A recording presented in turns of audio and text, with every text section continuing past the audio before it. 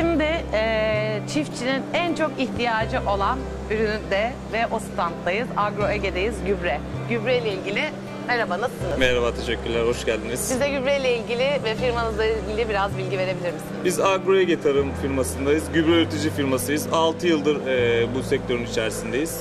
Yurt içi ve yurt dışı gübrelerimizi ihraç ediyoruz. Bunun yanında bakırımızla, çiftçilerimiz genellikle bizi bakırımızla tanır. Sıvı bakırımız ön plandadır.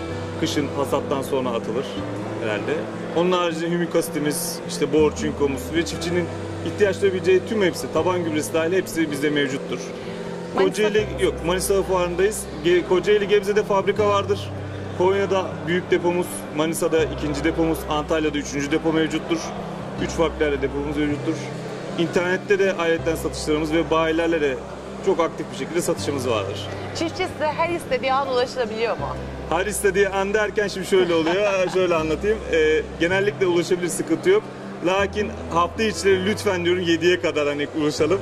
Çünkü akşam birazcık geç vakitlerde bilen de arama çok sıklıkla oluyor. Ondan dolayı hafta sonu da aynı şekilde arayabilirler, bir problem olmaz. Ama çiftçi için en önemli sizsiniz. Yok, Siz biziz ama olmayınca bizim da- de dinlenmeye ihtiyacımız var, öyle anlatayım. Biz dinlenmeyince çiftçiye biraz daha iyi yardım olamıyoruz. Çünkü sabah saat 6'da kalkıyoruz, tarlaya gidiyoruz. Başlayan serüvenimiz akşam saat 7'ye kadar devam ediyor. Peki fuardan memnun musunuz? Fuardan memnunuz. Bir Kocaeli firması olarak Manisa Fuarı. Evet, Kaçıncı? dördüncü yılımız. Fuardan memnunuz. Her sene katılıyoruz.